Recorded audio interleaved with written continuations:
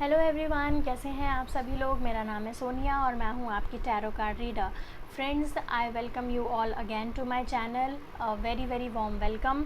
आज इस वीडियो में हम लोग देखने वाले हैं कि नवरात्रि में आप किस तरह की रेमेडीज़ कर सकते हैं जिससे कि आपके जो कॉमन प्रॉब्लम्स हैं वो सॉल्व हो जाएंगे, जो कि सॉल्व हो सकते हैं। ओके, तो फ्रेंड्स, बहुत ही जनरल रेमेडीज़ मैं आपको यहाँ पर देने वाली हूँ कि आपको किस तरह की प्रॉब्लम आ रही है और इन प्रॉब्लम्स को सॉल्व करने के लिए आपको किस दिन कौन सी माता को वर्शिप करना चाहिए। ओके, जैसा कि हम सभी लोग जानते हैं कि इन 9 दिनों में हम माँ दुर्गा के नौ फॉर्म्स की उनके 9 रिकारनेशंस की वर्शिप करते हैं, उनकी पूजा करते हैं।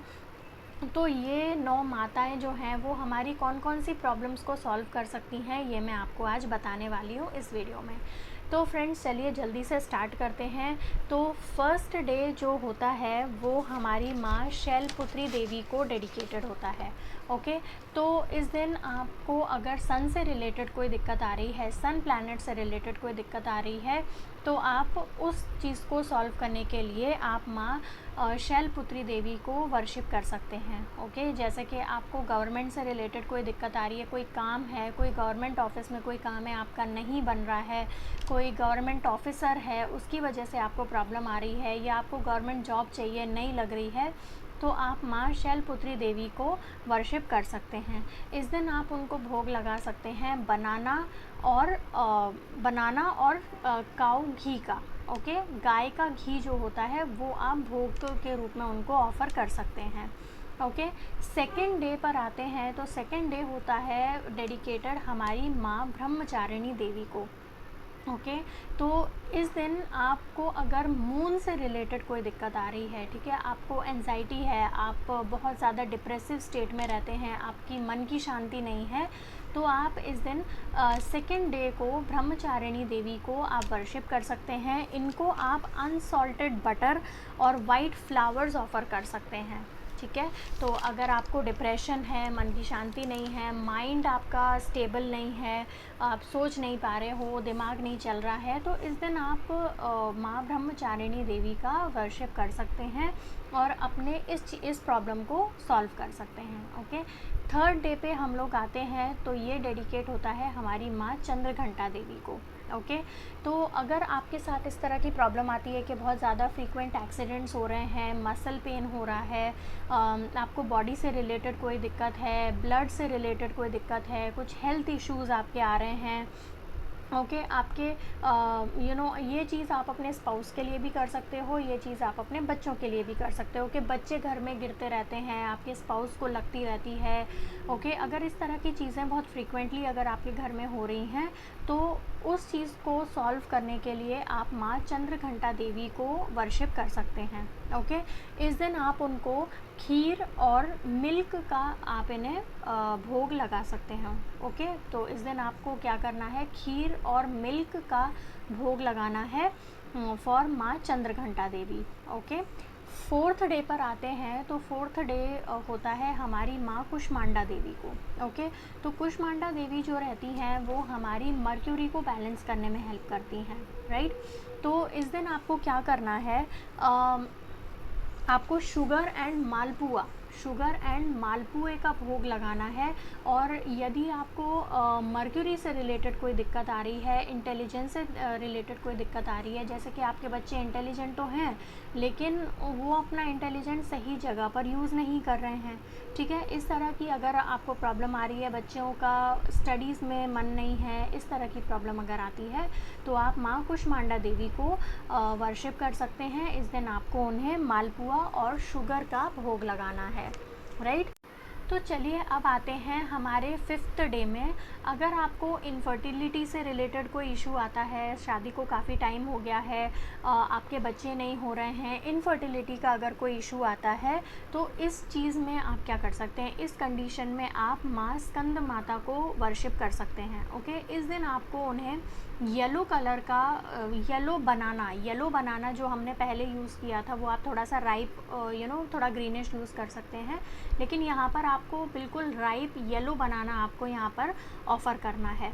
ठीक है। तो स्कंद माता जो होती हैं वो हमारे जुपिटर को स्ट्रेंथन करती हैं और हमारे बच्चों का भी जो योग है उनको भी स्ट्रेंथन करती हैं। अगर इस तरह का कोई दिक्कत आती है आपको, बच्चों से रिलेटेड, इनफर्टिलिटी से रिलेटेड अगर कोई दिक्कत आती है तो आप माँ स्कंद माता को वर्शिप कर सकते हैं। ओके अब इसके बाद आता है हमारा 6th डे, जो कि होता है हमारी कात्यायनी देवी को डेडिकेटेड। ओके तो कात्यायनी देवी जो होती हैं वो हमारी वीनस को बैलेंस करने में हमारी हेल्प करती हैं।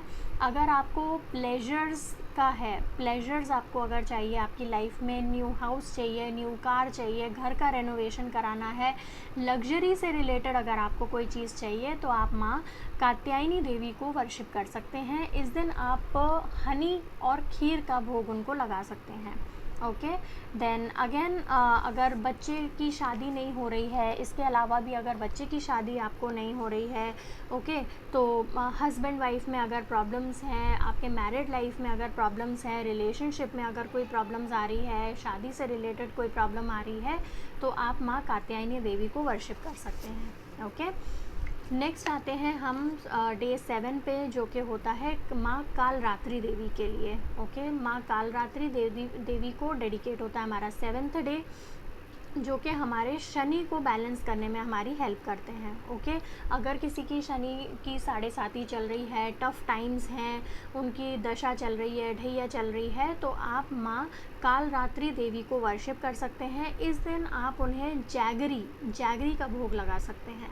ओके जैगरी का आप भोग लगाइए उन्हें और उनसे वर्शिप कीजिए कि जो आपकी 7.5 चल रही है या जो भी आपकी प्रॉब्लम्स चल रही हैं उनको आप सॉल्व कीजिए। ओके उससे आपको निजात मिल जाए, इस तरह का आप इंटेंशन रख सकते हैं। नेक्स्ट आते हैं हम माँ महागौरी पर। अब माँ महागौरी जो होती हैं उनका जो रूप है वो सबसे ज़्यादा ब्यूटीफुल है। ओके तो उनका काम भी वैसा ही है। तो